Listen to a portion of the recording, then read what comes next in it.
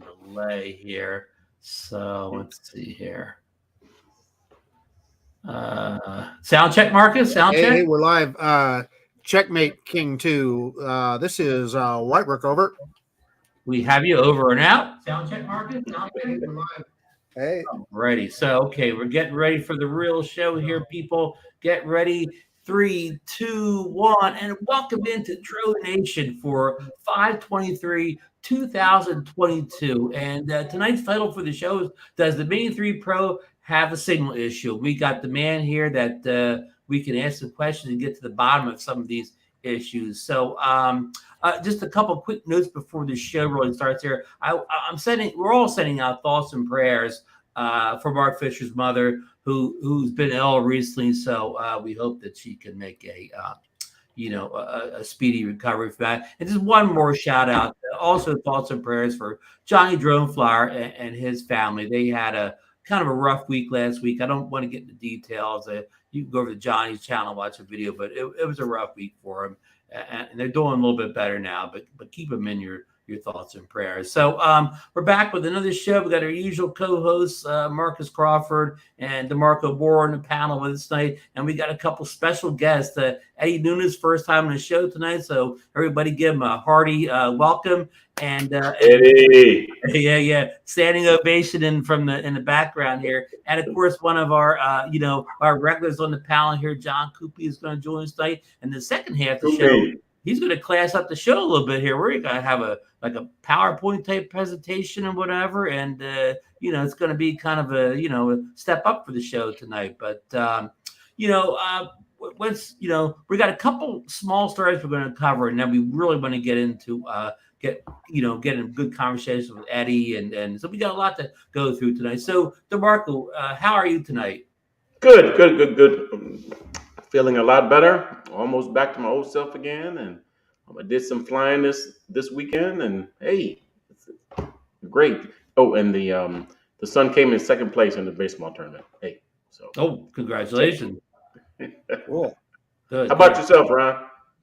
Doing well. Nothing new to really talk about. The weather's finally warmed up here at the Jersey Shore, and I saw in some of Eddie's videos, his first videos, he had that same foggy weather that we had at the Jersey Shore like about a week ago, but that's all gone now and it feels like summer now. But Marcus, how you been?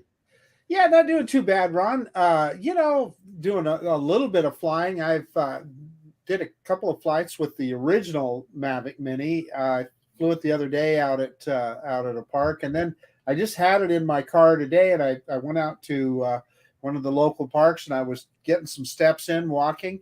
And I thought, you know what? I've got that Mini in the car, and it's got the lithium-ion batteries that stay charged.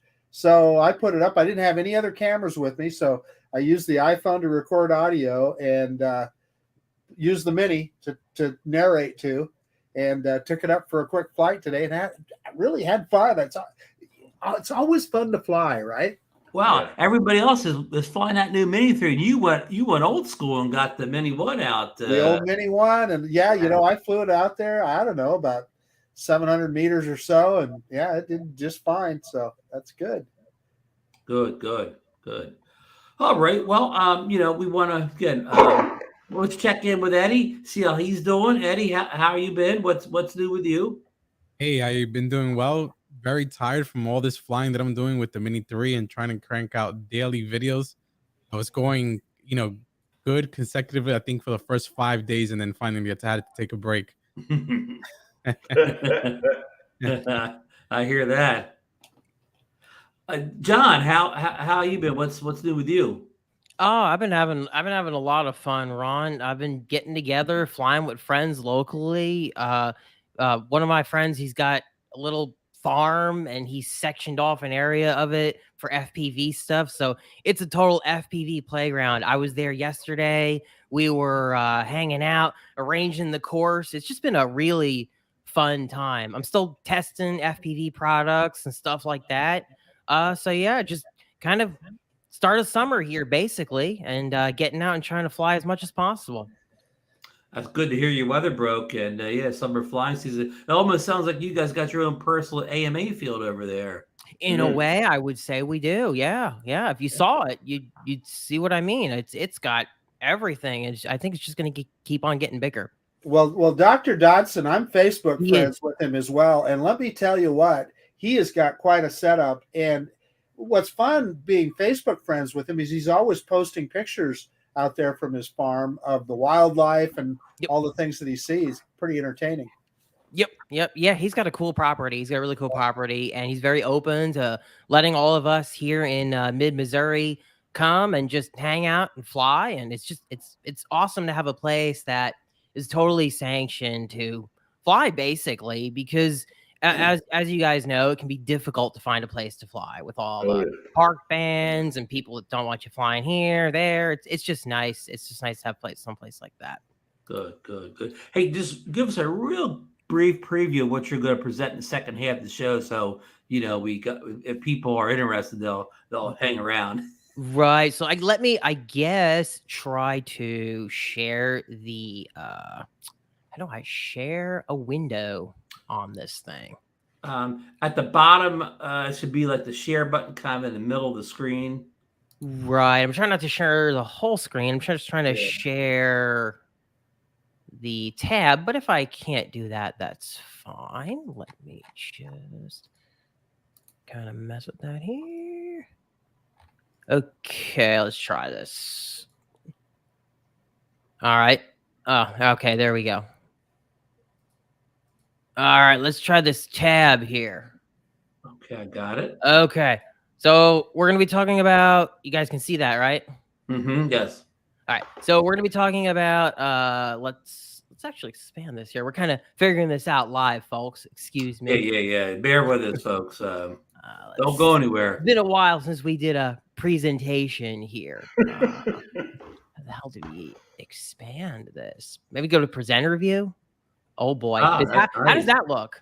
That looks like a real slideshow now. That looks good. Nice. Now it's a slide. Okay, so we're gonna be talking about the new Fat Shark Dominator goggles that were announced. They are a 1080p HD FPV goggle, and up until this point, we've had only 2 HD video systems in FPV. It's DJI HD0, and now this. And this has not arrived without a ton of controversy. So we're going to talk about that. We're going to go over what all the controversy has been over the last couple weeks and kind of where we are now. And those of you who might be thinking, should I buy DJI System V2 that's out there right now? Should I wait for the DJI V3 goggles? Should I get these? You're not going to want to miss this if you haven't been keeping up with all that, because this has been a crazy story, honestly, and I can't wait to tell you guys about it. Excellent. So that's a great preview. So folks, don't go anywhere. So let's get it. We're gonna go. We don't have a whole lot of stuff on the menu here, but let's go through the agenda real quick, and then we want to get some detail with Eddie on the Mini 3. We got the story from our good friend Barry Markowitz. Everybody knows the company Insta360 are famous for making, of course, 360 cameras, and they make hybrid action cameras now. But they have a new teaser up on YouTube, and it's called Elevate Your Creativity, with the camera coming out on 5/24, 2022, which is tomorrow. And some people are hoping, based on that little preview and that title, that they would maybe coming out with some type of drone, which Barry was too. But my sources tell me that it's going to be a naked action camera, much in the same vein as the GoPro Hero Bones that came out about a month or two, which would be a great thing for the FPV crowd, I guess, to have an option. We don't have any pricing or specs on this yet to know how to compare the Bones. But John, you're kind of the FPV guy in the panel. Would you welcome another Bones type of camera to put on FPV drones? Absolutely, yeah. Any basically official micro camera or naked camera, that's an awesome thing. I built a naked GoPro Hero 8, as you guys know, and I don't ever want to have to do that again. So, like, if something were to happen to that camera, it's great that I can just go out and buy the GoPro Bones and be done with it. And competition is good for all of us. I love my Insta360 Go. Honestly, I've gotten so much use out of my 360 Go on my FPV quads that I can't wait to see what they've got in terms of the naked camera or lightweight camera spec. I think hopefully it's really exciting. But I don't know what time this is all going to happen tomorrow, whether it's going to be 9 a.m. our time but just keep your eye on their website tomorrow. Eddie, you fly a little FPV, don't you? Yes, I do. Would this be something that interests you, a stripped down camera? Yeah, of course. Anytime you can shave off some weight and make it less cumbersome, just like John mentioned, I have a Naked Hero 6 because I wouldn't dare try to convert a Hero 8, a 9, or a 10 naked because there's some risk involved. You can just totally damage your camera. So if it comes out of factory naked already, I mean it's a win. It's miserable to take those things apart and do that. Oh man, the glue inside a GoPro. Oh, I just want to. GoPro just loves glue. GoPro just absolutely loves glue. Okay. Oh man, yeah, it's crazy, and you got to be so careful too, like that you don't break the ribbon cable. And then even when I've seen people do everything right with the naked GoPros, and then the electronics that you buy third party that you connect the GoPro guts to, they can fail on you and they'll ruin your whole freaking camera, and that really sucks when that happens. Hey, So but when that happens, right, and still fail because of things beyond your control. So John, does GoPro, when you're a member of the GoPro club, whatever they call it, will they cover that under warranty? That's Let's find out. I've not actually looked at the GoPro Bones warranty. Someone in the chat might be able to chime in about that, or maybe Eddie could tell us if he knows what the warranty is for that. Yeah, if you're part of that annual subscription, I think it's like $50. They will cover it because a buddy of mine already got it, the Bones. He hooked it up to a 6S battery through the battery lead, and it fried. It died. Oof. Yeah, it was too much current for the GoPro. He sent it in a week's turnaround time. They sent him a replacement, and they did not charge him the deductible. So they just kind of took care of it, which was nice of them. Very nice. See, that's invaluable. Like the replacement is one of the reasons I don't even like to fly with my naked GoPro Hero 8. I pretty much reserve that for, like, if I'm going to do something and I really want serious good video, then I leave it alone. I throw my Insta360 Go on pretty much everything because I've got the protection plan. It's $30. They pay for shipping both ways. I mean, if I tear that thing apart, I'll be getting a new one, and that's it. It's covered. I've got the Insta360 care. So, I mean, you can't beat that. You can't beat that. And I got to interrupt for a second. Billy Kyle busted Eddie in the chat here. Let me see. Billy Kyle. DJI RC. Too late, Eddie. Too late. It's way too late. That's my next video releasing tomorrow at 9 a.m. Okay. We'll be waiting. All right, folks. Okay, with story number 3 here. We leaked the new Fimi X8 SE 2022 V2 last week on the show, and with the black box. But now, since that show, we have another update that it will be available with a smart controller that looks much like the DJI Smart Controller. We don't have a release date or pricing for this device yet, but Marcus, did you see this article? Is this something that piques your interest? Well, Fimi actually got a hold of me and sent me a whole press release kit with all of that information on that product, and they said contact us about samples. So I said, yeah, sure, I'd love to test your drone. and they said, well, we don't really have any ready. So anyway, the drone itself, I guess you can add various devices to the bottom of it, a PA system or a drop system, etc.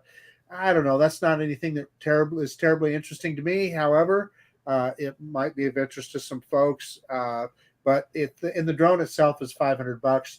They did send me some pictures of that controller, Ron, but no pricing. So I have no idea. It looks kind of like a smart controller. And I will say this. If Fimi built their drones as good as they do controllers, they'd have some pretty good drones. Their controllers always are pretty pretty good. So anyway, I'll leave it at that. DeMarco, what did you make of this smart controller for the Fimi? I mean, it sounds good, but I like to see it first. I like to see. Well, here I'll say this: I like to see that Horizon work on it first, and then we can talk. I'm with you on that one. Yeah. I'm with you. Yeah, we've all had experience with Fimi products, and I've yet to see one that isn't full of bugs. Well, Marcus, if that is fixed, like we can go then. But if that same problem is still there from 2018, was there That's it. specs shared that you can share in terms of like nits on that smart controller or no? You know, they did. I didn't see a spec sheet, Eddie. They just had a picture of it, and it looked, you know, similar to like the DJI Smart Controller. There was no pricing or anything either. And the thing is, with Fimi, you never know if that's something that's going to come out next week or 2 years from now. So it's kind of hard to get too terribly excited about it. Right. yeah. I just find it interesting that maybe with the Mini 3, DJI started a new trend where maybe most of the new drones of a certain price will all come out with a screen built in the controller now. Yeah, this guy, you know, it gets so dark, even on cool days. It just, there's got to be a better solution. You know, it gets to the point you can't even see what you're doing. Right. Well, and it is, since this RC, I mean, the DJI RC basically is the kit is only about $150 more than the kit that comes with the standard controller. $150 more is an affordable price not to have to use your phone. Let me say this about that. If they make that new DJI RC work with the Mavic 3, I will buy another one just to have it in my Mavic 3 kit. I think everybody's saying it's the same thing, but we're gonna dive into that in just a second. Let's get the story number 4 here. It's going to lead us into some good Mini 3 talk here. Last week, all the European, you know, that original, what was the original date of May 17th that the Mini 3 was supposed to be released, and it was released. It just wasn't released in North America on that day, but it was in Europe, and all the Europeans got their Mini 3s. Then first thing they did was all went out and tested the range, and most of them reported back that the Mini 3 combined with the DJI RC had poorer range than what they were used to in their Mini 2. But we get Eddie in the show tonight, and Eddie has had the the Mini 3 for maybe 2 weeks now, and he's had a chance to do some signal testing on it, and he's got a little bit different. He's seen something different than the Europeans. Eddie, take it away. I'll set you up just a minute. You made a video, a couple of videos back, where you and a friend were out at the kind of a remote area, and he was helping you do the signal test, and you take it from here. Yes, a buddy of mine. We went to uncontrolled airspace here by the beach. It's not really a beach, but by the shore. And we decided to do a test there to see the signal penetration of the Mini 3, because there was a lot of talks and discussion online, and people were upset because the Mini 3 was dropping connection, and especially with the RC. Billy, I'm gonna kill you later on. And he's coming on in 2 weeks from now, so you can do the same thing to him. Oh, great! Oh, great! I'll do that. But I found that the test was fantastic. The Mini 3 went a little over 2 miles. Again, there was no obstruction and no, not a lot of, I want to say, electrical interference or radio interference, because it was a wide open space and over water. But I was impressed that the Mini 2 went over 2 miles. And if you saw the video, you can see that, the drone was flying at about 100 feet or 150 feet, I think.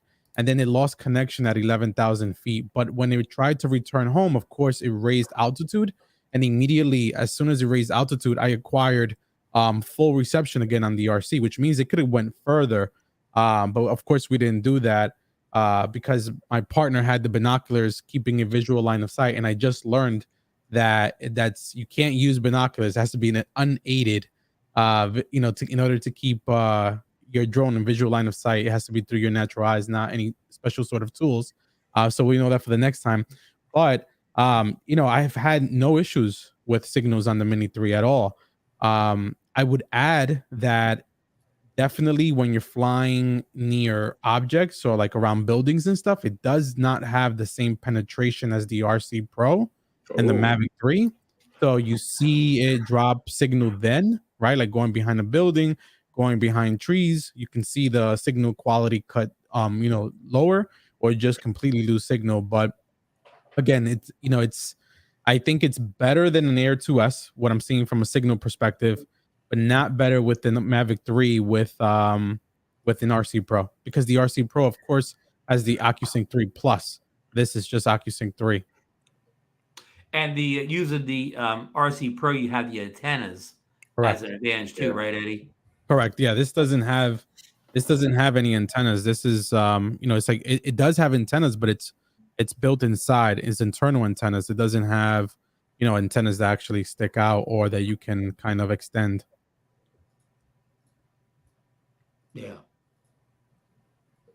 Yeah, but so far it's pretty good. Really good. Well, that's good. If it's Air 2S or better, yes, that's great. I mean, we wouldn't expect to be as good as the Mavic 3, especially paired with the RC Pro, because of you're paying a lot more for that that signal strength on that drone and that controller. So, but no, that's really good news. And it's going to help alleviate a lot of fears of U.S. buyers who are seeing these videos from Europe, and they're starting to say, well, I'm going to cancel my order and all this. And the people have messed me. I try and say, just slow down here. Just, wait until you see more Americans test it before you assume that you're going to get the same type of range as the Europeans. Yeah, I think the European model is, sort of restricted because of the regulations that they have out there when it comes to radio frequencies and radio technology, what's allowed, what's not.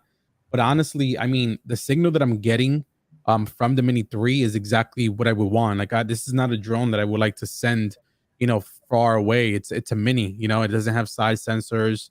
You just got to be very careful with it, and especially like during high winds. At the end of the day, it's a Mini, but it's handling really well for everyday use scenario, and that's what I've been leveraging it for. I just bring it with me every day. When I go to work, I take it in my laptop bag that for work, and it's like almost like a cell phone. It's like my second phone. Yeah, pretty much. Yeah, that's important. You got to know your limitations of Mini drone, and you said this in one of your videos, I believe. It's a perfect social media type of drone. Yes.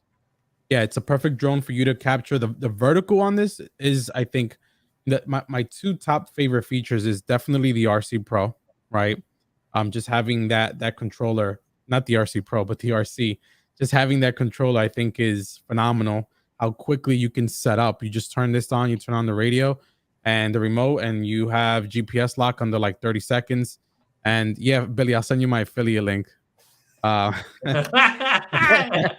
Score one for Eddie. I think, Billy, I used the same one you used over at the Jersey Shore. Don't go there, Eddie. Don't go there, buddy.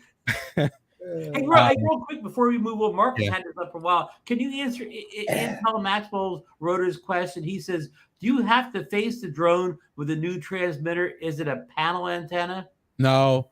So it's not directional. I think it does a really nice job. Even if you're not facing it. Of course, like, if you're depending on your location, right? Like, I always refer back to my environment. I'm in New York City, so we have a lot of buildings.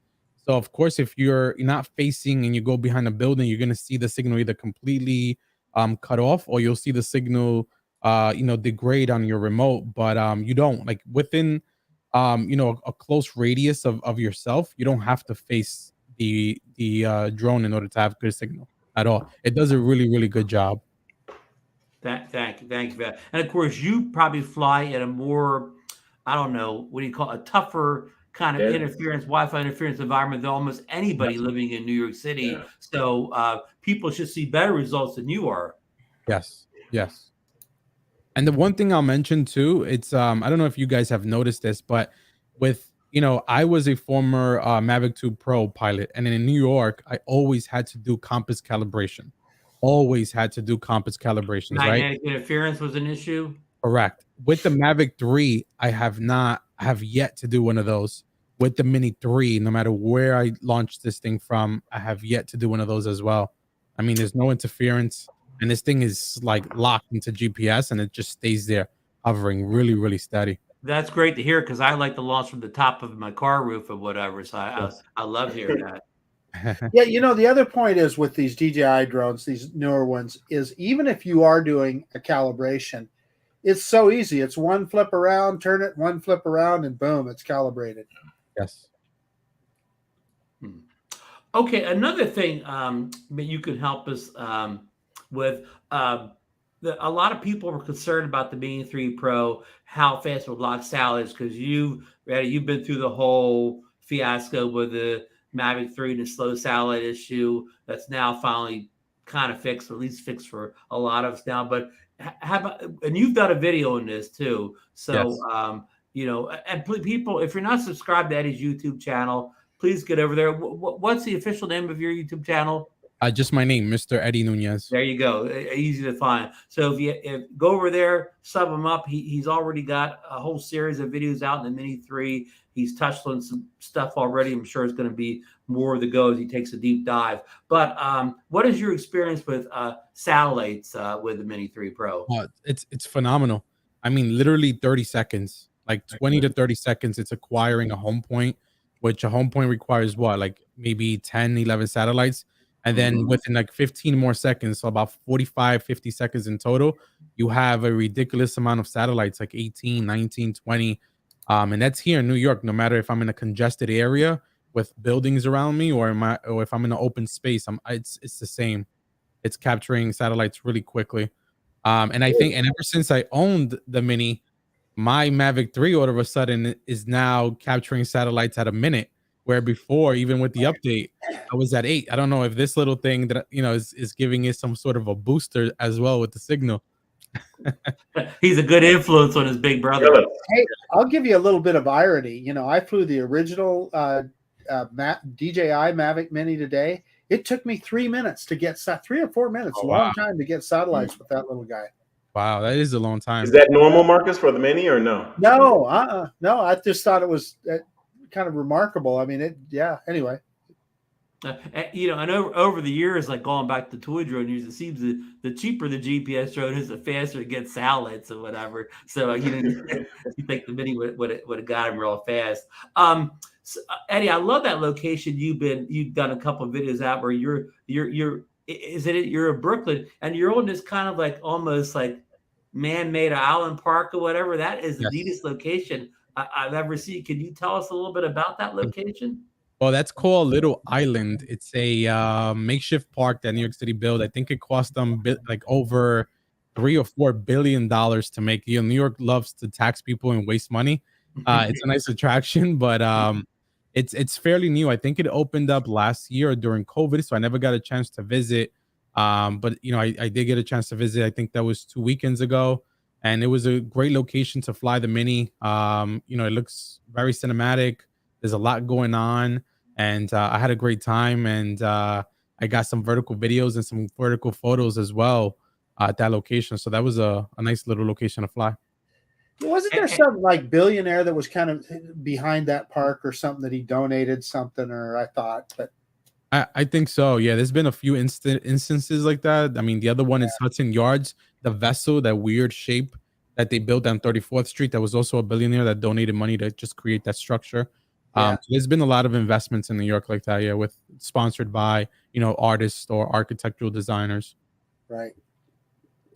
Now, when you filmed a couple of videos over there, one you talked about the DJI RC a lot, and you got help. You got help, a lot of help from our friend Stevie Bronx at Capture Led Connections. Stevie was a big help in a couple of videos, and one video you kind of interviewed him, and it looked like you kind of sold him on a DJI RC, didn't you? I did, yes. The first thing I did with Stevie was I gave him the DJI RC Pro, right? That comes with the Mavic 3. And I just told him, here, feel that, hold this for a second. And it's like when you're playing baseball and you're going at bat, right? You're going to use the, I forget what you call it now. the bat with the weight that you use to practice. Yeah. The Yeah, practice pad or yeah. whatever. Yeah, and then I gave him the RC Pro, and this thing feels like a feather. I mean, it's really, really lightweight. I want to say, I mean, I'm sure there's specs out there. I never really looked into it, but I want to say like this is half the weight of the RC Pro. It is just that light. I mean, it feels great in your hands too. Billy Kyle would know. Billy, can you put it in the chat? Yeah. And Eddie, I know what you mean because I have the RC Pro and I rarely use it without the neck strap on it. But it looks like that guy there is more just handholdable without the strap. Yes, I feel really comfortable with this without the strap.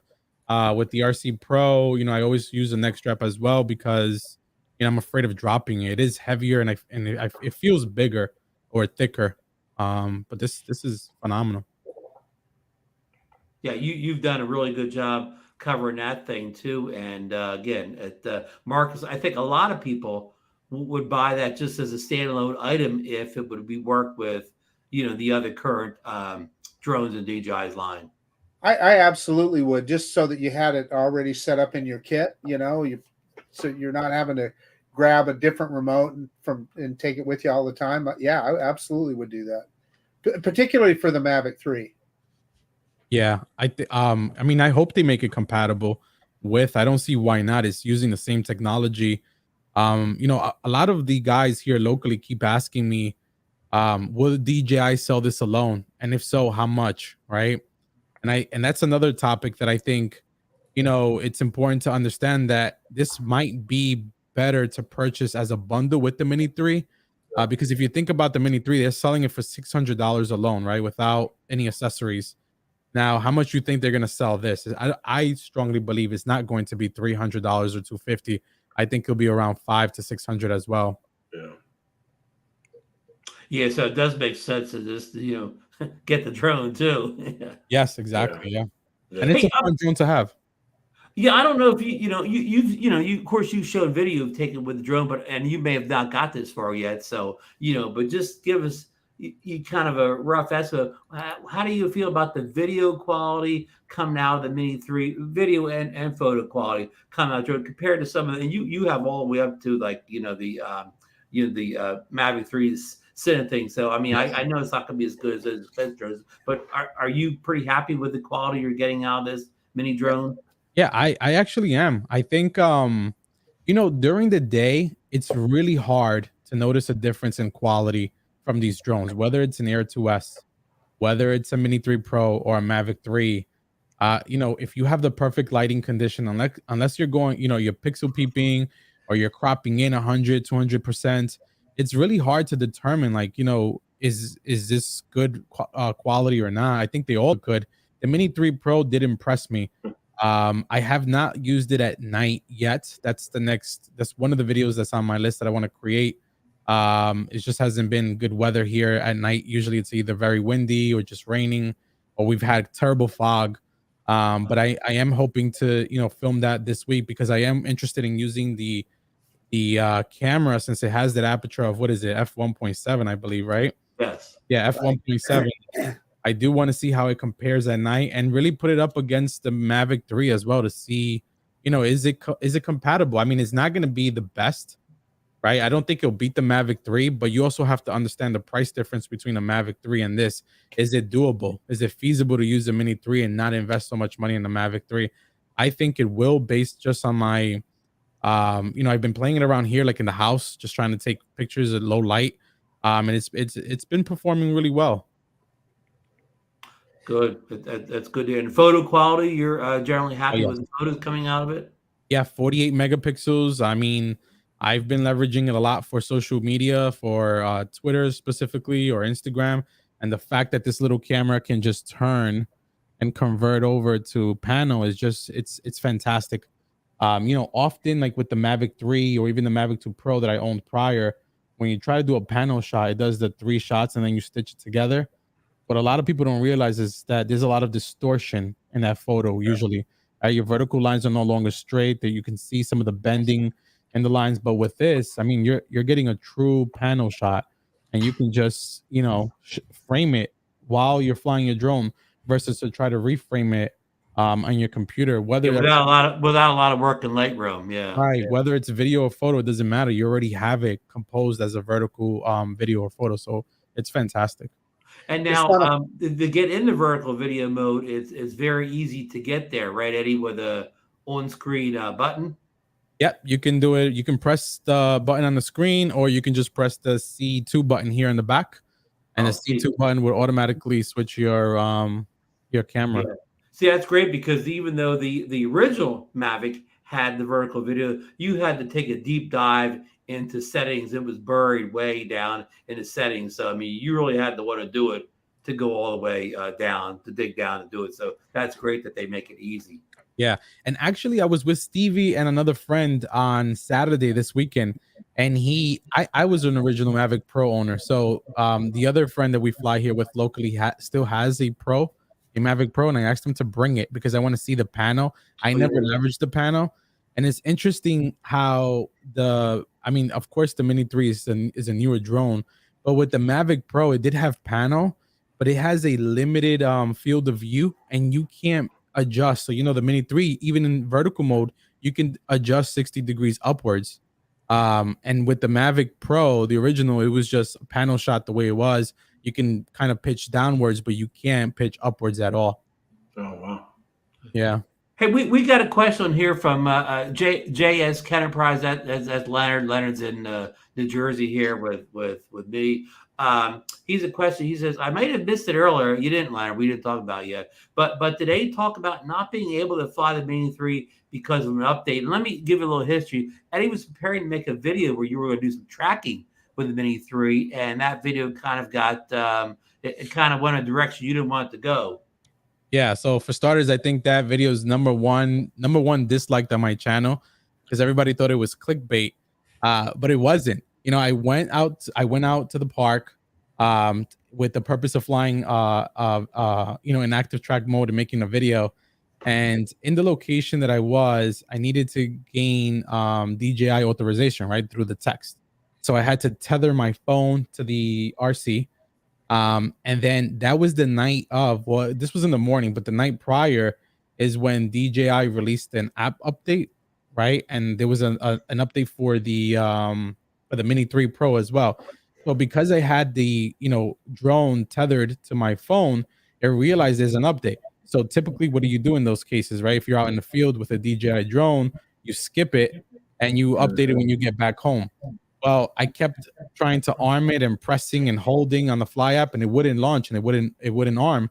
So I'm thinking to myself, well, what's wrong with the Mini? I power it off, I power it on, I do it again, and on the top left, and it was my mistake not screen recording this error, but on the top left, I saw an error I never saw before, and it said aircraft locked firmware update required.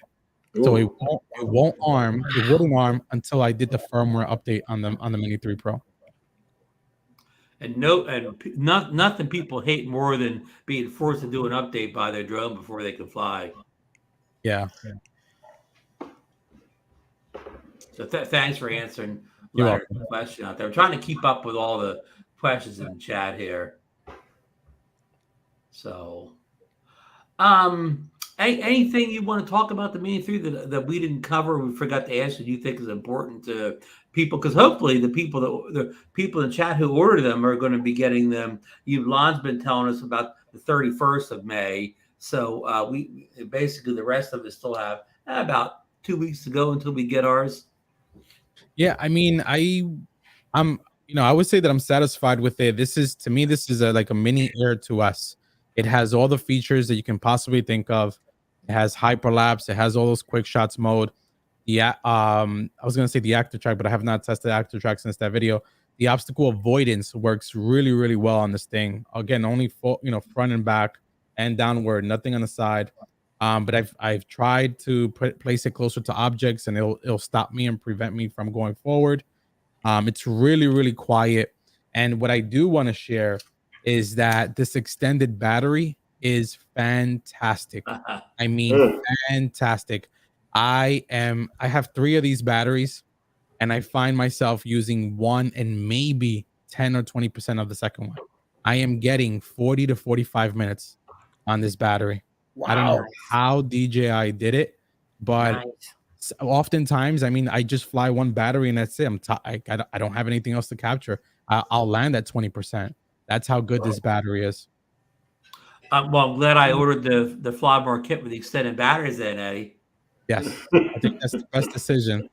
I think everybody should go with this, especially here in the States, because we don't really care about the 249 grams. So might as well get the better battery. Exactly right. Good Yeah. advice. I heard they banned that battery, or they're working on banning it in some areas in the EU. Sale of it. I heard that as well, but I think it's mostly because of the weight issue. Right, Yeah. like you won't be able to. You Can't, as far as I know, you can't purchase it in the EU, John. What? Yeah. Yeah. Yeah. So next time we travel to Spain or the UK, we need to buy some of those batteries and take them with us. Yeah. Pay for the trip. Yeah. One quick story, and then we'll get into John's presentation here. We talked briefly about the new DJI drone, the Avanta is how I'm pronouncing. I don't know proper pronunciation, but of course in the US we even got the Mini 3. We're already on to the next drone, but this is on Acetalev's kind of calendar that he put out the first year that would be coming in July, and it still kind of looks like it's on track, for that date. I'm going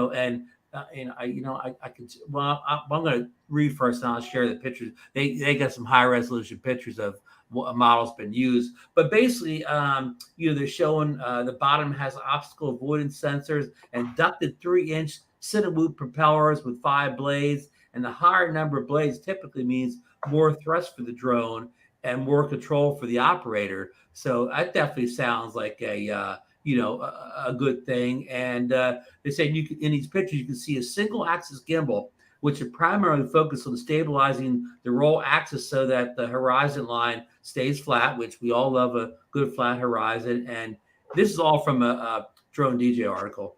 And DJI has already developed electronic image stabilization, ESI technology to make the footage from its action cameras smooth, even during the most dynamic movements. So it's likely this would come in handy to power the Avanto also. So according to previous leaks, the Avanta is expected to offer remarkable image quality, similar to that of a newly launched Mini 3 Pro. So any thoughts from anybody in the panel or on any of this? Would this be a drone anybody in the panel be interested in? Not me. No. I am interested in it if DJI does the right thing with the camera this time. If the camera quality is decent, because I find like the V1 wasn't decent, and I don't want to add on that Cinewoop, but I would not add additional weight. Typically Cinewoops are already heavy and not, they don't really perform well in terms of aerodynamics. So when you add to add a GoPro to this, I think will be too much weight. Maybe the DJI Action 2 camera is appropriate to add on top, but I just hope that they do the right thing with the camera and give us a decent quality camera with appropriate frame rates, not just 4K 60 as your only option. And you can see in that picture there, you can see the person's hand underneath the drone to kind of give you some perspective the size. John, do you have any thoughts on any of this for this? I know you're not a fan of the first DJI FPV drone per se, right? No, I mean, I like to refer to that drone as the kind of jack of all trades, a master of none. It's not particularly good at acro. It's the cinematography guys don't like the camera on it. I mean, it tries to be too many things and it just falls short. So what I will say about this Cinewoop, and I'm wondering what you guys think here. I've heard that it's probably not going to have full manual or full acro on it. What do you guys think about that? And I was looking at the sensors on the bottom there, and I was just thinking, just based on the position of those, I could see them not wanting to have that, because if you're full manual, you might smack those sensors on the ground unless it's gonna self land. I mean, I don't see how. I don't know what they're gonna do about that. And I tell you what, if there's no full acro or full manual, a lot of people are not going to be happy with it, I think. What would be the point of that, Cuppi, not to have full manual on a drone like that? I think I can answer that. I mean, I guess, look, if you're indoors, I suppose with all the obstacle avoidance, somebody who's a cinematographer and they can't fly acro could pick something like that up, and then I guess just depend on the sensors to guide them through the place. I still don't think it's going to produce as good of a video as somebody who knows what they're doing with like a slam squirt or something like that. Eddie knows what I'm talking about here. Yeah, I think it will have. I think it'll keep, they'll keep the 3 modes. You'll have regular GPS mode, you'll have sports mode, which allows you to bank, I think it's like 30 degrees, and then you'll have full acro mode, just like the V1. I don't see why wouldn't they include acro in this drone. I would hope they would. But I keep hearing, no, it might not have acro, Must just be one of those rumors. I noticed that like a lot of screws on the frame there to replace, I'm trying to think about repairability here, and that's something else that kind of concerns me.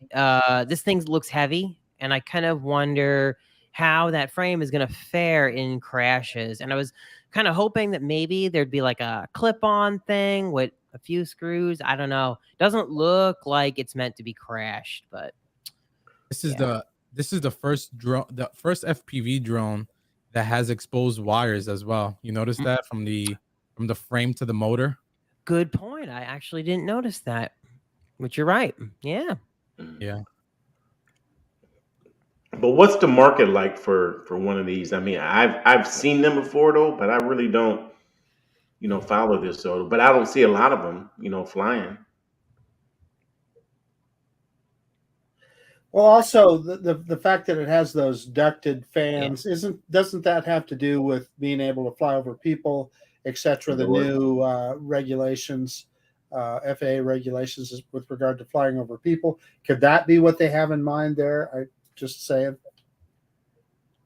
Yeah, you need a cage, right? They need to be fully caged though to comply with those fly over people rules, correct? So this would not be considered fully caged at that point, no, right? Yeah. Someone in the chat can correct me, but yeah. Okay. As Lon's pointing out, this may be a prototype, or these pictures may not even be real. Probably no. And let's face it, Lon's been probably flying the thing for 6 months now. So most likely. What do you guys think about? I mean, look. I see when it comes to the Cinewhoops, people love GoPro and they love Real Steady.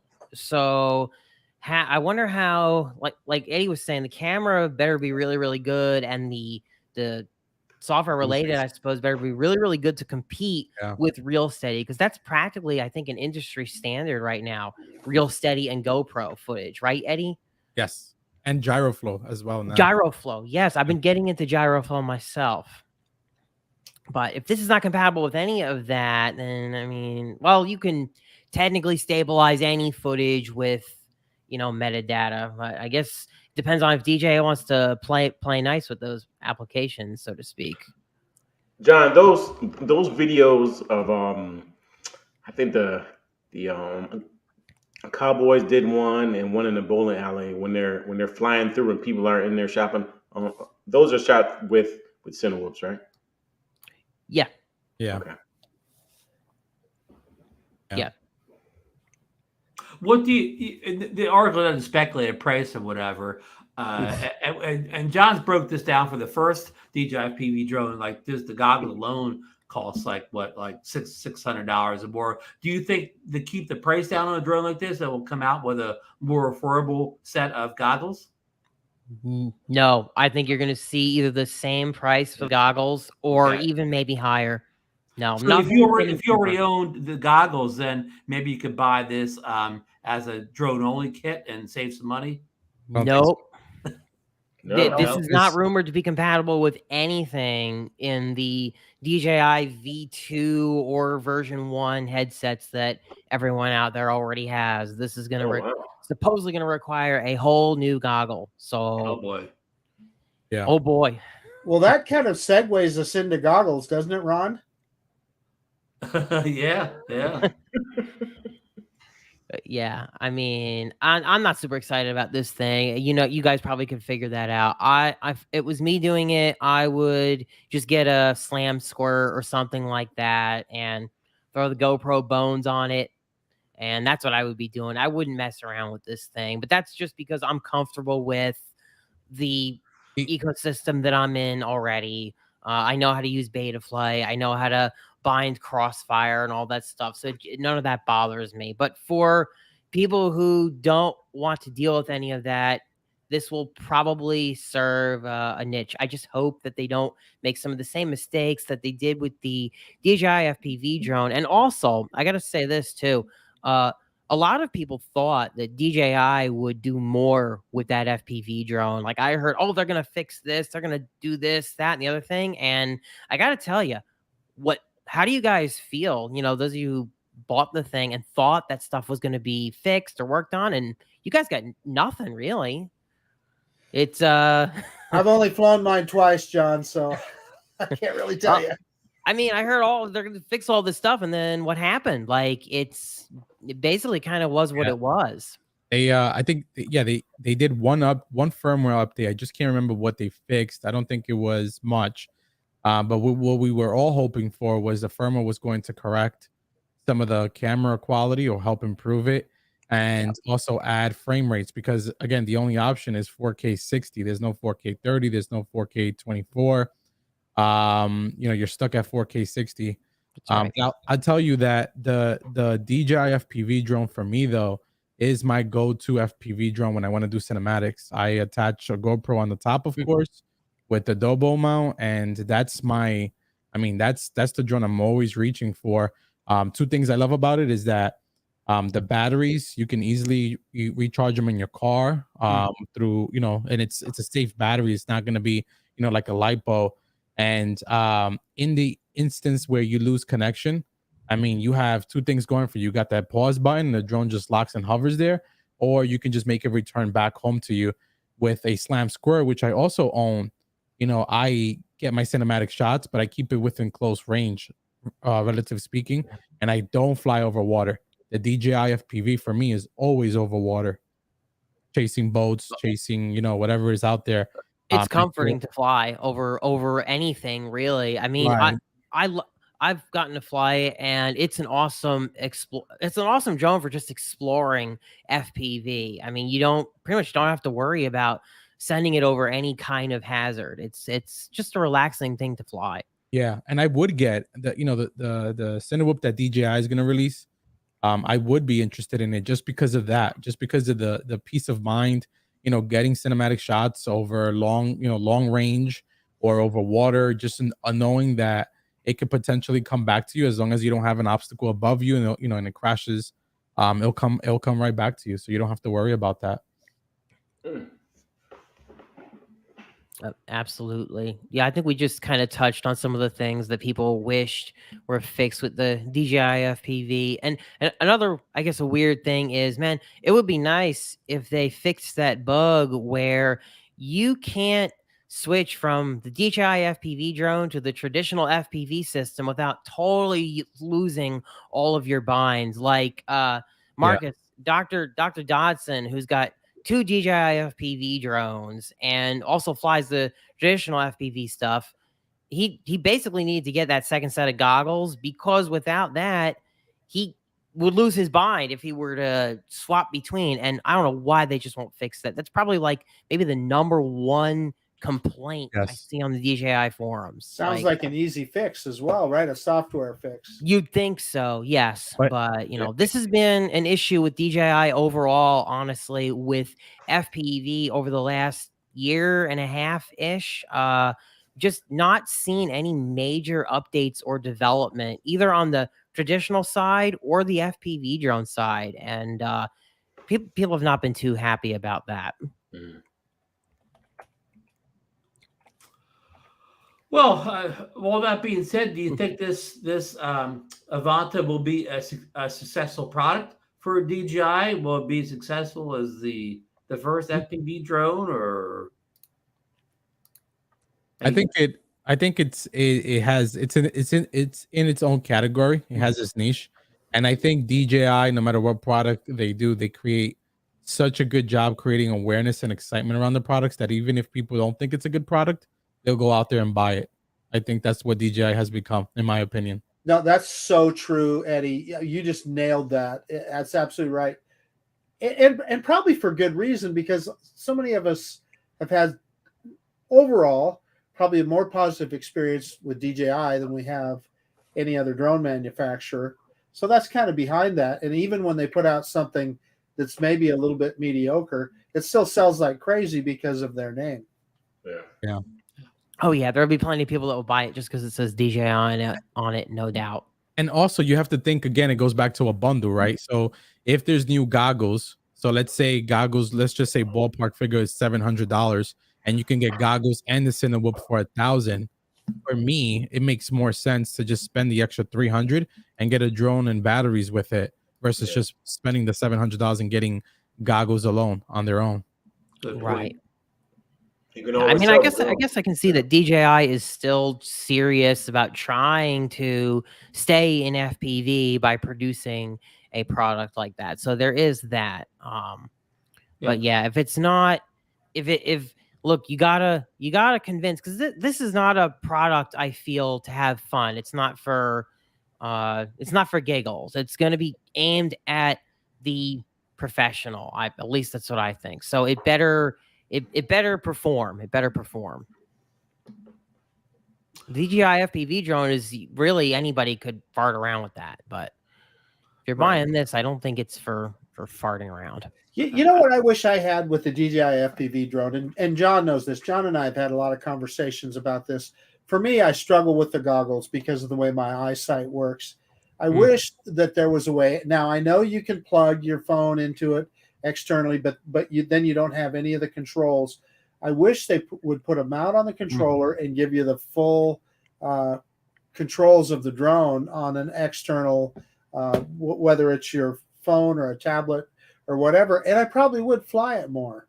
Well, you can get the output, I think, to the Smart Controller, right, Eddie? Yes. Yeah, you can. But what Marcus is saying is there's no telemetry data. There's no telemetry. Yeah, you don't know how high, how fast, your battery. Right, and a lot of the controls are in the goggles, right? So you wouldn't have them. So in any case, that's just my little gripe. But it seems to me like that would have been an easy thing for him to do, and it would have really probably opened up that product to people like me, maybe. So, of course, I guess maybe there's not a lot of one-eyed drone flyers out there.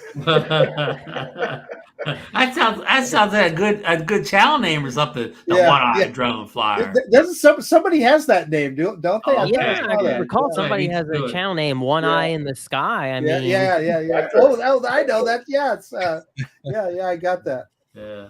But no, it's it'll Patrick, be an interesting. Right? That's Patrick's channel. Yes, that's Patrick's channel. That's my good friend. We did the scathing review of the drone mask. That's right. That's right. Poor drone mask. Well, wait until drone mask 2. So hey, drone mask 2. Well, we're almost an hour into the show here, so we want to get going on John's presentation. He's going to present the new Fat Sharks to us. Eddie, do you want to stick around for this portion of the show? Or you have to run. No, I can stick around. Okay, great. So I'm going to let, but we want to thank Eddie so much for coming on and discussing the Mini 3 Pro and taking questions in chat. I want to thank you right away now before we go get around to the end of the show. Thank you so much for coming on. I think you alleviated a lot of concerns and answered a lot of good questions in the chat tonight. Thank you. My pleasure. And if we have any more questions for Eddie, put them in the chat and he can answer them while John's doing his presentation. So John, you need control of the screen here. Let me see if I can pull this thing up, and we'll try to run through this where we can maybe get some chat interaction as well. Yeah, we got our FPV guys in here. Kind of gonna wing this to some degree, but let's see here. Okay, so I want to pull. Yeah, I see it here. I want to pull the chat up on my phone because while I'm full screen, I can't necessarily see everything here. We're gonna talk about this wonderful DJI Fat Shark controversy here. Just give me one. And the original Fat Shark product's been around for a long time, correct? They have, Ron. Yeah, I mean, my Dominator V3 Fat Shark goggles, I have had them since 2016. They're still sitting in my drawer. They were my daily driver analog goggle for years and years and years. So, yeah, and this is their entry into HD. Okay, I've got. We should talk among us while John's getting his. Yeah, I saw Lon has a question in chat for Eddie. Have you tried a Bluetooth earbud with him yet? With it, I guess the new controller.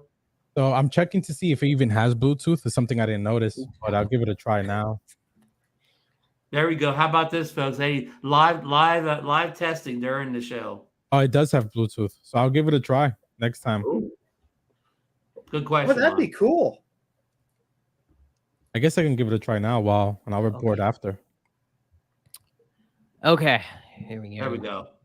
All right, so welcome to the Walksnail Fat Shark DJI controversy presentation. So I want to preface this by saying that there's some of this is fact, some of this is speculation. We're not saying anybody is lying. We're just kind of going over things, and we'll make our conclusions. You can make your conclusions from all this. This has been a lot to follow over the last.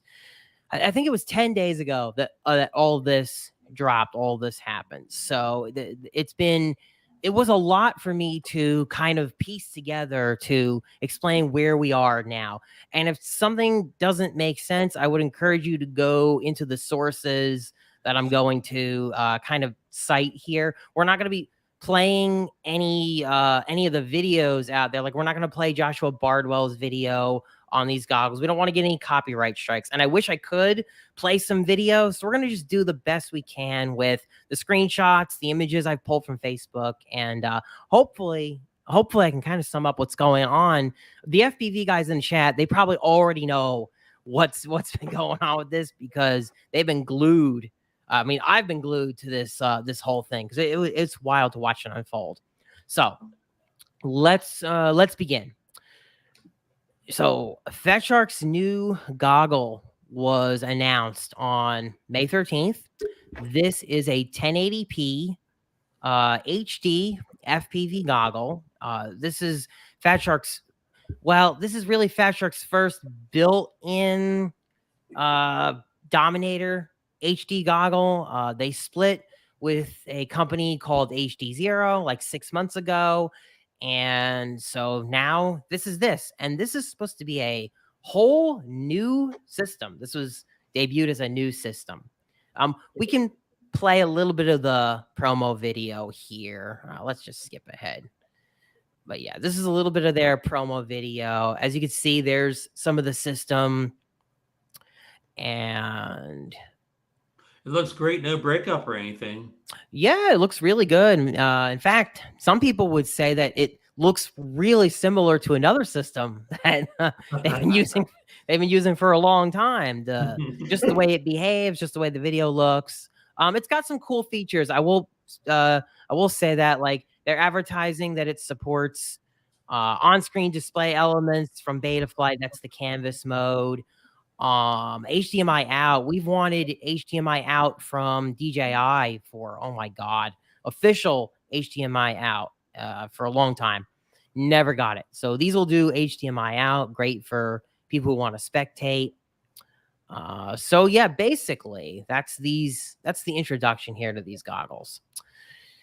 So if we go through the presentation going forward, they retail for $599, and the video transmitter that goes with these that you would put on your FPV drone is $159. So we're looking at a $760 to buy in and be on this system. And how does that compare with the DJI similar system as far as price? It's actually very close in price, Ron. I mean, the DJI goggles are what, $549? Somebody can correct me if I'm wrong on that.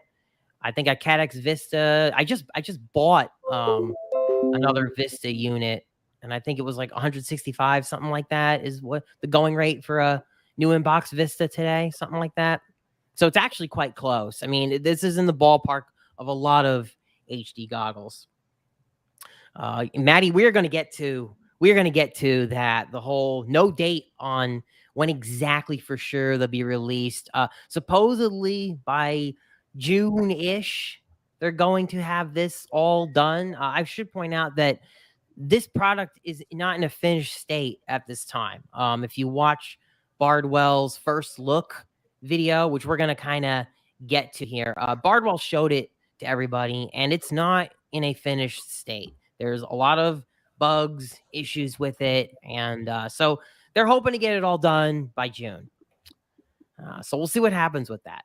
But let's go over what made some people really go, what the hell's going on here? All right.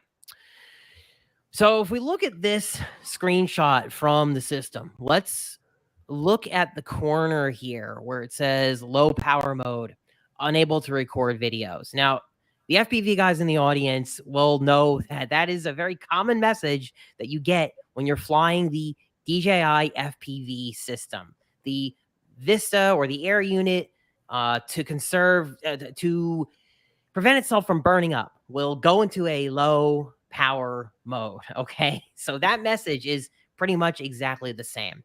And I'll show it here. This is the DJI system right here, low power mode, unable to record videos. Let's take a look at this menu here real quick, because this is DJI's. Okay. Look at all the different menu options that you see in the DJI system. Okay. So we'll go back to that. Okay. Now we look at some of these settings. These settings between the DJI system and the new Fat Shark system, a lot of them have the exact same names, the exact same setting options, and the same language even. Let's take a look at audience mode. Audience mode on this new system runs from channels 1 through 8. Audience mode on DJI, I thought I had a picture of it somewhere. Audience mode on DJI runs channels 1 through 8 as well. So basically, what people were noticing is the menus are the damn same. They're all the damn exactly the same. Even. Well, that would make it easy if you were converting from the systems, right? Yeah, I mean, Ron, that's funny you bring that up, because that was their defense for why the menu items were the exact same, even down to spelling or English related errors in the menu. They said that they wanted to create a familiar experience for the user from one system to another. That was the reason why they said the menu was the same. Okay. So let's continue here. Bardwell did an interesting interview, I'll say the least. This is Fat Shark's CEO, Greg French, and he sat down with Bardwell to talk a little bit about the system. Fat Shark, quote unquote, is not spearheading the development on this goggle HD system. Fat Shark provides the body and the optics and the general, basically everything but the internal system itself. Fat Shark is not doing it. And when pressed to find out who really is making this thing, he would not say it. He would not say who the partner was for this HD system. Wow. So that leads us to a lot of speculation. We forgot to go over this in the DVR. My slides are out of order. Professor Ron is not going to be happy with me. My slides are out of order. We found Bardwell found this on the DVR file set. There were a bunch of files called Avatar HD on the DVRs, which is interesting for a product called Fat Shark. What is with this prefix Avatar? Does it have anything to do with the DJI Avata? At the time, we didn't know, I think, anything about that Cinewhoop, so it was trying to figure out what the hell is this. But it would soon become clear what the hell that's about. And enter walksnail.com. Yep. Walksnail.com, which, yeah, where do I begin with this one? Okay. So Walksnail is the creator of the Avatar 1080p FPV goggles, which you could see here on this website. they're available if you want to put in a $1 ticket to be able to pre-order these when they become available. And this is the Avatar HD digital system by Walksnail with 1080p digital transmission. It looks a lot like the Fat Sharks. Let's see the Fat Sharks and the Avatar system side by side. Now, seeing these side by side, what do you think? What do you think? Now, John, is Walksnail a company? Is Walksnail a company you're familiar with, or are they like a new company? Wow, that's a great question, because they're a company that everyone is familiar with, but not under that name. And we'll get to that. Oh boy. They're a company that everybody is familiar with in FPV, but not under the name that they're using. So he wasn't wrong about the fact that he said it's a big partner in FPV. But anyway, so these are these two sounds more goggle like shells. a rebranding than a partnership, John. Or yeah, well, for a partner that they didn't want to say was their partner on the release day, it's kind of interesting, right? But obviously, this is obviously their partner, and we'll get to that. So, Walksnail created a Facebook group, and this was their first post in that group. You can make whatever you want of this. They claim that they've been in the wireless industry for 20 years and have been putting their heart, sweat, and tears into FPV to build this brand new system. Because again, they're saying it's not DJI, okay? They are saying our system is not DJI. That's their words, okay? But we've seen the menus, we've seen how it behaves. So, I mean, we can speculate on that. But you'll notice here, this is on the same day as the preview, as we got this preview, and Fat Shark wouldn't tell us who the partner was. With the help of Greg, or Gerg, as Walksnail calls them, we have the most suitable goggles for FPV. We have solved the canvas mode thanks to, and they name drop here, okay? They name drop a bunch of people here, but they blow it wide open.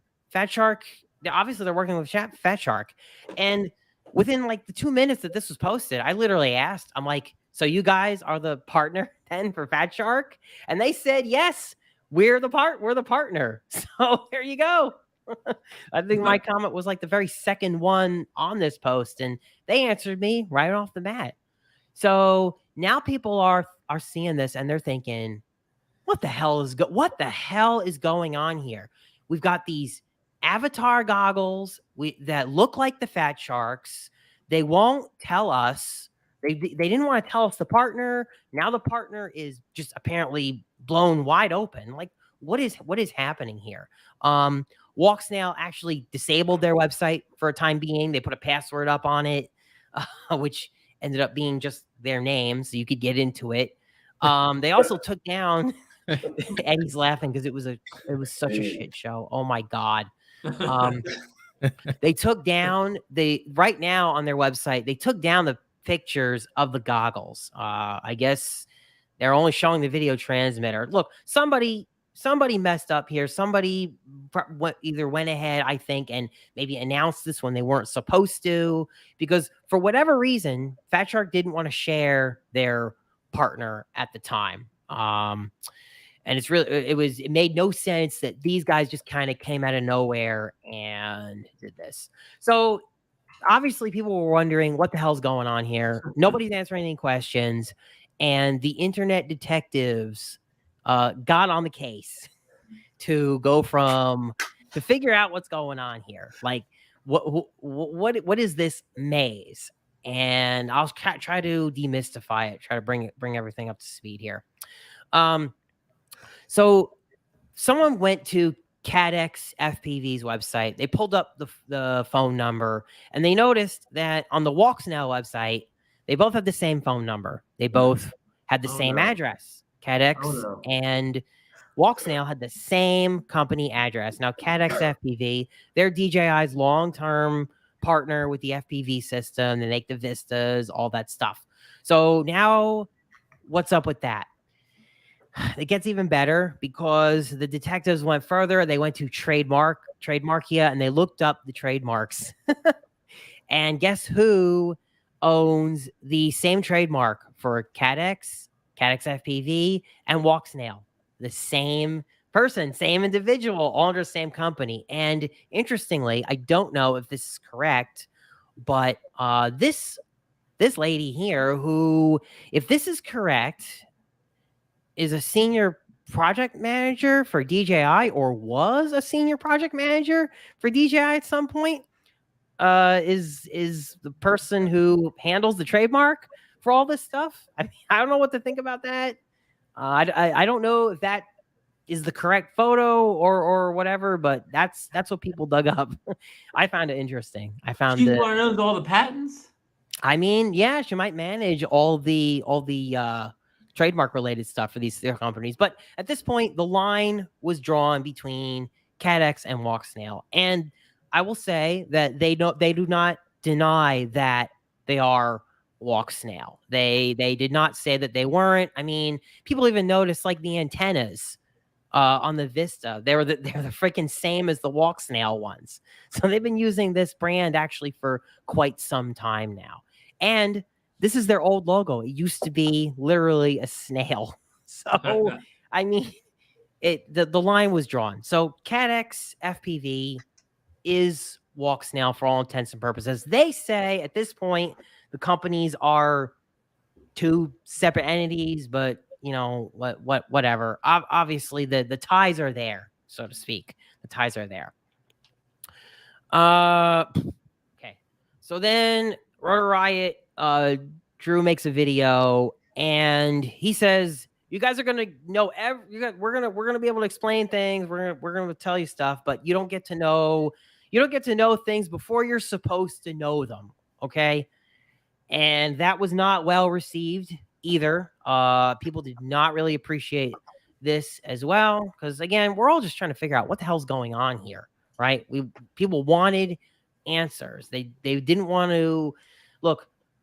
It's not that anyone necessarily says that people were lying, but it's just a slap in the face to all of our intelligence to say, this is not DJI, and you guys just pay $760 and buy it. Just buy it. Just buy into it now. Yes, I believe that, Lon. Yep. And I think that could be a reasonable explanation for why that person ended up in that position. Correct. Yeah. I wouldn't say that's the strongest evidence of the case, but it does kind of show the connections between Walksnail and Cadex. Yeah, the GBS guys are bored as hell. Maybe. Well, I mean, we don't get this kind of I don't know, almost corporate espionage in the GPS world. I mean, this is just honestly a lot to even talk about. I mean, it's just crazy. It's one big rabbit hole. Just to put this together was ridiculous. So basically, people are wondering now: did Cadex rip off DJI's code? What happened? Oh, Red Cat. Yeah, I really should mention friggin' Red Cat. Yeah, just so you guys know, Red Cat owns Rotor Riot, who owns Fat Shark, who I guess they're all part of this. They're all part of this same. Does Red Cat make goggles and camera FPV cameras also? Because Fat Shark makes goggles, Red Cat makes goggles. So and Red Cat bought Fat Shark. Red Cat is a holding company that has a lot of money, and they bought Fat Shark. They bought Rotor Riot. So that's a whole other ball of wax here. But anyway, so people are basically wondering at this point, what is really happening here with Cadex?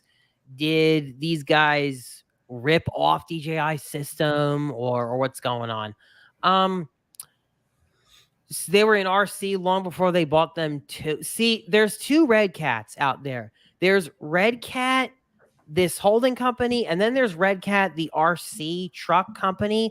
They are not the same as far as I'm aware. There is a Red Cat for RC cars and trucks. They're not the same. Yeah. There is. Those are not the same entities. So this leads us to kind of where the hell we are now. Later, I think it was earlier this week, breaking news, DJI had said that, well, this is through the grapevine, not official. None of this is official. That V2 goggles will be ending.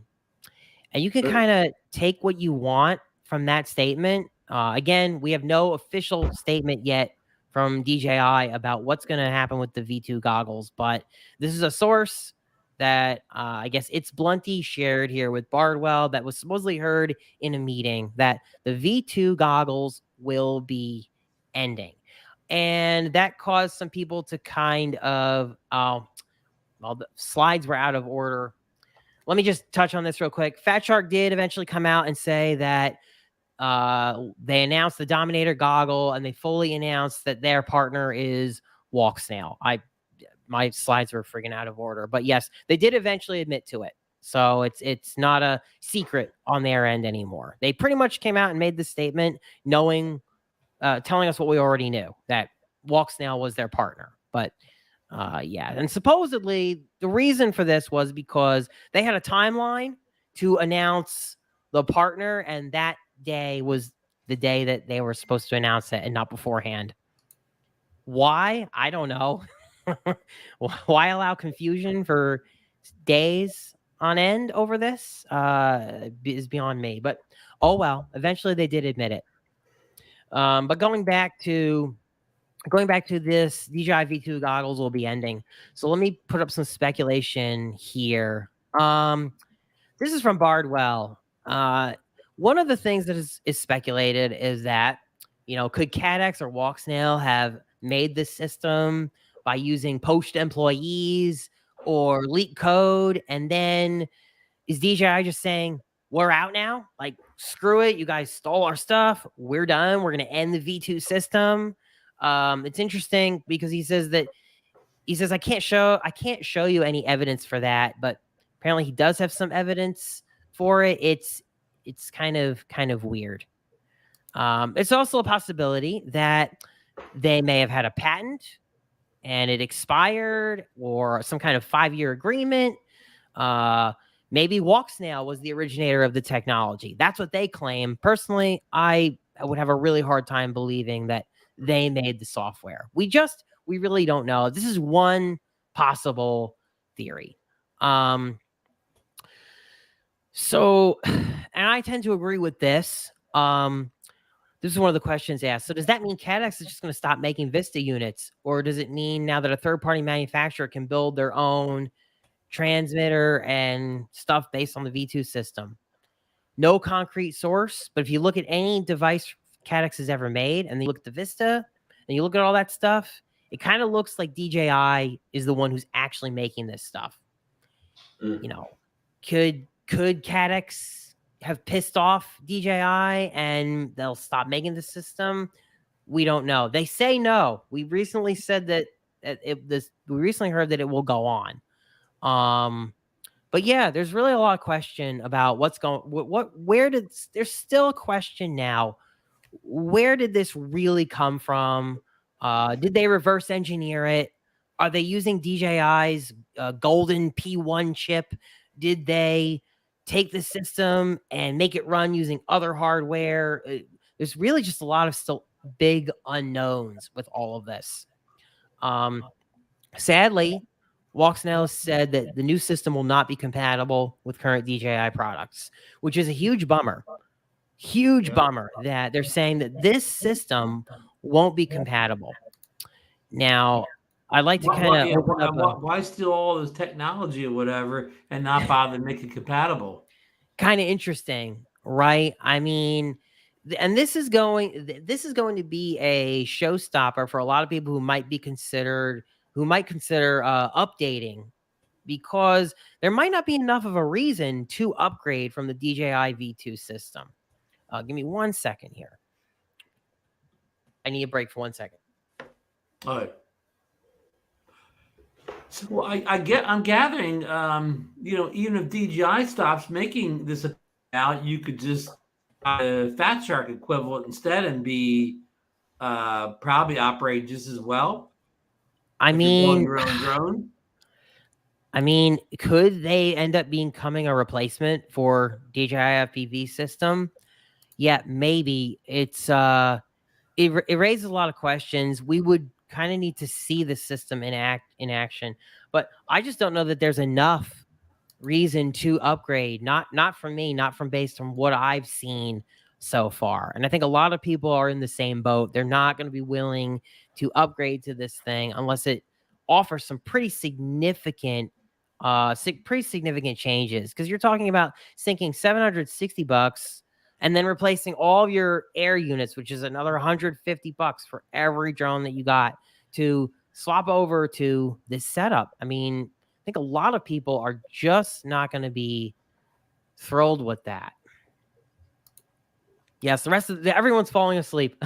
My presentation is you're boring. doing such a good job, and then I don't want to interrupt or whatever outside some basic questions. It gets a little boring. But let's just cut to the chase. I was going to get my pillow.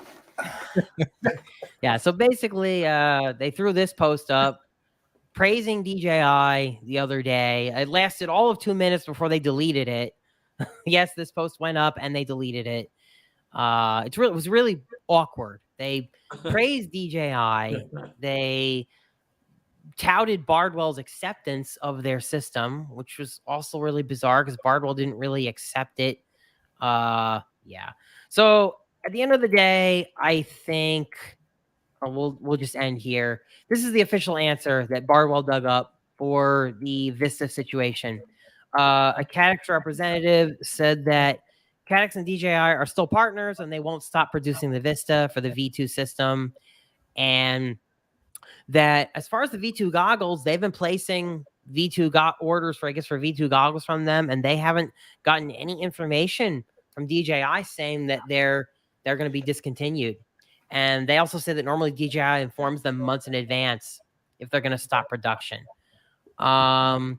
So basically, Caddx is saying, we're still good with DJI. Things are going to keep going as they have been, and you guys don't have anything to worry about. The next 6 months is going to be really, really interesting. That's all I have to say.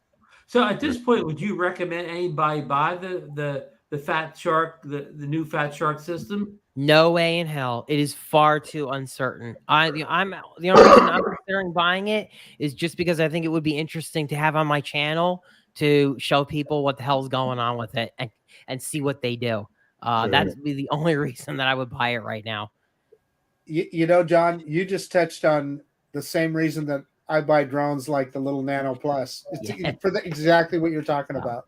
Oh, I appreciate you guys listening to me flap on about this. It's been crazy. Hey, John, listen, all kidding aside, that is a fascinating story and particularly interesting to the people that are FPV centric. Yep. And we do have most of our fans here on DroneNation do fly both GPS and FPV. And all kidding aside, that's a really great story. And you told thanks it. for putting the work in on the slideshow and everything like that.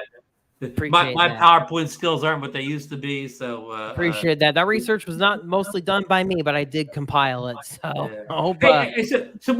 We can almost circle back to the Avanta here. So if that system, the numbers you put out, for the goggles thing, you were up in the $750 ballpark above. If I could get the Avanta for $1,000 and just take out a box and fly for somebody that's not a builder, that kind of makes more sense price wise than for somebody like me.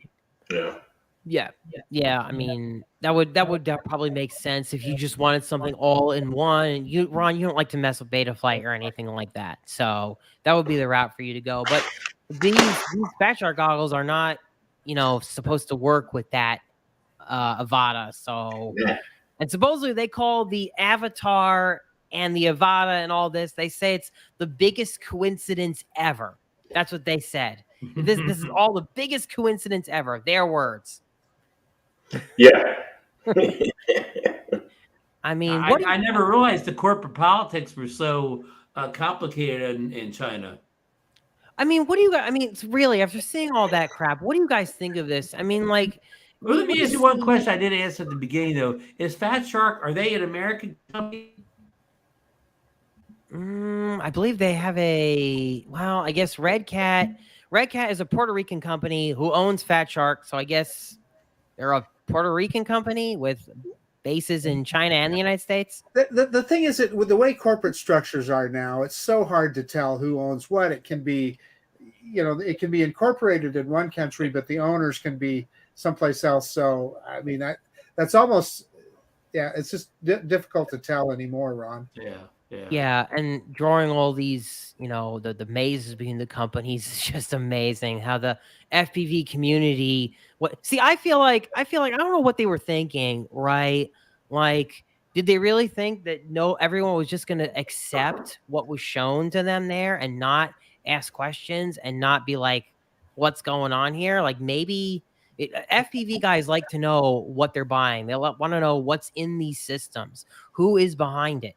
Like, I don't care personally if the internals were DJI. I don't care. In fact, I kind of wish that they were DJI white label, because then you'd at least know what you're buying. Know what you're getting. You have a company that's strong behind the internals of those goggles.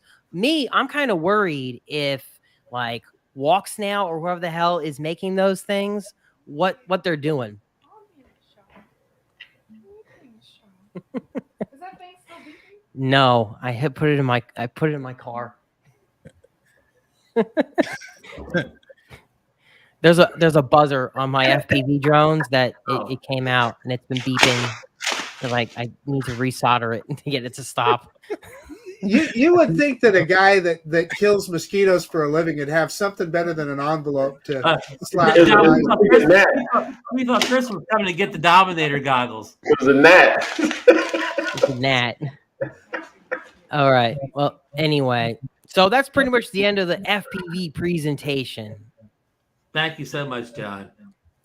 And you'll keep us abreast if anything changes on this story, right? It's been a changing situation by the day. Although I think The DJI drama? yes, she's heard about it Hey, too. John, are these new Fat Shark Dominators? Are they for sale right now, or is that a product that's coming down the road? Oh, it's a pre-order, and hopefully you might see them ship in June. But yeah, you pay the $600 up front or whatever, and then they might ship in June. They might not. We'll see what happens. Because remember, they're still working on it. A lot of companies like, do they have to sit on your money and earn the interest on it while you wait a long time to get the product, rather than you earn the interest in your bank account on that money? Yeah. I did find it interesting that the Avatar goggles, they are not accepting the money up front for those. You put down $1 for a ticket to get in line to buy it when it becomes available. Avatar is actually not taking everybody's money up front, but Fat Shark is. That is an interesting component. Crowdfunding, right, John? Yeah. Yeah, but why is Fat Shark doing it but not Walksnail? That's interesting. I wonder why. But yeah, people are not happy about that either. That you're expecting us to put all this money up, and the product isn't even working right now. Like, it's not even in a fully working state. Hopefully, it will be by June. That's what they set themselves to. I think that's very wishful thinking. Well, definitely be a story to follow this summer. So again, thank you, John, and we've been going about an hour and a half here, so we'll try to wrap up here. Does anybody have in the chat any final questions for either Eddie or John on topics they discussed tonight? Or Marcus, you have a question? I do. Eddie, when's my Mini 3 going to get here? Yeah, Eddie. Oh, boy, put him in the hot seat. We're You hoping need for a a May dedicated show 31st, for that. but you might get it in August. Yeah, good answer. Who knows? The Walksnail goggles might not be done till August too if they can't get all those bugs fixed. Oh, wow. Well, DeMarco So, knows Eddie, how to kill I got a bugs. question for Eddie. What's the next video you have planned for the Mini 3? So I have 3 videos that I already filmed that should be coming out soon. Tomorrow I have the Cinelike 10-bit video coming out, just showcasing 10-bit and what you can do with it. Then I have a comparison between the DJI RC Pro versus the RC. Like, what are some of the key differences? And showing that it does not work, because a lot of people have been flooding my comments saying that it works now and it doesn't. Meaning that you can connect the RC Pro to the Mini 3. It does not work. And the last video I have already filmed is vertical, all talking about just vertical and showcasing what the vertical camera can do, both in videos and photos, and how you can frame your shot.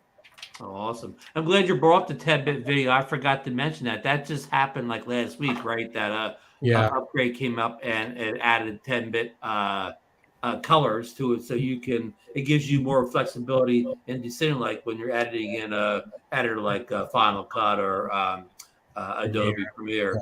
Exactly. Hey Eddie, I've got a serious question. So you're talking about what that vertical video does for you. Do you primarily use that in TikTok or Instagram, and how does that help you with your whole media, YouTube, etc.? Well, I leverage it only for Instagram, pretty much. I'm not a fan of TikTok. You can get lost in TikTok. But anyway, no, it's, I think it's beneficial to me, because if you ever try to film in, regular horizontal mode, and then you take it into your editor to try to reframe your shots to fit it into that 9:16 aspect ratio, can get difficult. But like I mentioned earlier, just when you're already filming in a vertical mode, you're composing your shots and you're getting the perspective that you want while you're flying. So when you get to your editor, it's a quick edit. Like, to make an Instagram reel, it's so fast now because my shots are already in vertical, versus trying to make it fit and adjust the aspect ratios. So one more question then, Eddie. So because obviously when you're putting up an Instagram reel, you're trying to do it pretty quickly, right? You want it to be very, very current.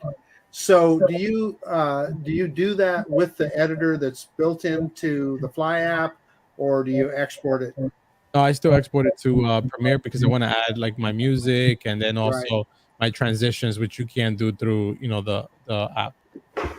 Got it. Yeah. I have a question about your workflow when it comes to Instagram there. So is there an app that you prefer to post to Instagram from your PC? Because there used to be Grambler for Instagram, and I don't think that works anymore. And now can you upload from their website, or you still got to put it on your damn phone? I think they made some enhancements. They did make enhancements to the website where you're supposed to be able to update. I found that it doesn't always work. So what I've been doing is, depending if I'm on my Mac, I just airdrop to my iPhone, and then you just upload through the app, or I Google Drive. I upload it to Google Drive and then download it on my iPhone and then upload it back into Instagram. That's so what I'm I'm going to doing.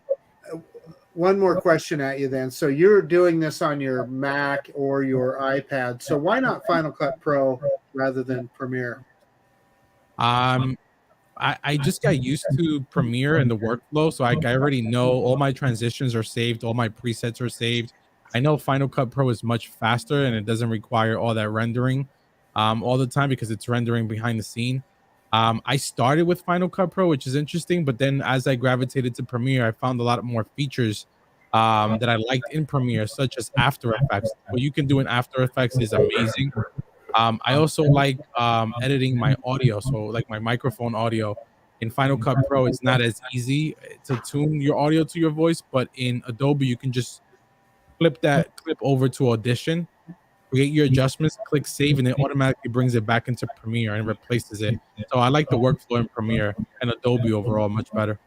Wow, thank you, Eddie. I appreciate that. You're welcome. Can you imagine all that for an Instagram reel? Well, it is important, and I mean, so what a lot of people miss is, they are just throwing things up, and the editing is pretty important. It's what can make the difference on a mediocre video and one that's pretty good. So, yeah, I was just going to say, Chris points Waters out is saying Instagram now allows direct upload via a browser or a computer. Thank you, Chris. But Eddie was saying it doesn't necessarily always work well. No, for me, like especially a reel, it'll fail at the end. Like it'll fill up the bar that is going to complete the reel, and then at the very end it'll fail, and you just keep pressing retry, and it won't upload. So I have to revert back to either my Google Drive method or turn on my MacBook and AirDrop it from my little SSD. Yeah, Well, I'm you know basically what, doing Chris, the same rigmarole. If I want to post to TikTok or Instagram or something, I move it to OneDrive and pull it from there and pull it to my iPhone. It Yeah, just yeah. sucks. I did the same thing. But Chris Waters is excellent doing tutorials. Maybe he could do a tutorial on his Instagram workflow via the browser. Maybe he could help a lot of folks out. Make But a video. yeah, yeah. He made some great tutorials on the DJI RC Pro, and maybe he'll do some nice ones on the DJI RC if he gets his hand on that thing. But folks, we've gone an hour and 40 minutes here, so I know my guests, my panel, they have lives they have to get back to and get some sleep and all that. So I want I want to thank everybody a second time, Eddie, for coming on. First time on the show. We'd love to have you back, Eddie, when you got time to come back and visit us. I can just tell by the chat, everybody loved having you on tonight. You get great information. John, thank you for coming on and going through that, kind of a tough presentation tonight. A lot to work through, but I think you got a lot of info out there that people aren't going to get on this type of show usually. So thank you so much, John. Appreciate that, Ron. I want to also say I appreciate the hell out of everybody who stayed through that and stayed in the chat to listen to my whole college presentation on FPV controversy and BS. I mean, I know there were some moments that was probably made people want to fall asleep, but yeah, thanks for John, hanging in I should have titled FPV 101. It's a rabbit hole, man. I've never seen anything like that with the drones, and there's been a lot of BS, over the years with drones, but nothing like that. Nothing like that. Yeah, I sound like a movie of the week back in the old days, but and I want to thank my great co-hosts DeMarco and Marcus for doing another great job holding things together and show you the backbone of the whole show here. These guys are great, and next Monday is Memorial Day. And the Memorial Day weekend is Memorial Day itself. So we will be taking the night off. We will be out there by the barbecue, with the family and relatives, and maybe even popping a top on an adult beverage. Who knows, right? So, and I want everybody out there, in the chat to have a good holiday too. If you're bored that night, we may get around pre-recording some kind of little show for you. So if you're bored that night, stop by the feed. It may be something in there. Hopefully we get a little something together pre-recorded. But with that being said, everybody, get out there. The weather's getting good all over the country. Get out there and fly. Your Mini 3s will be here soon. Just fly what you got until then, and have a great holiday. And we'll see you in 2 weeks, folks. Good night. Good night, everybody.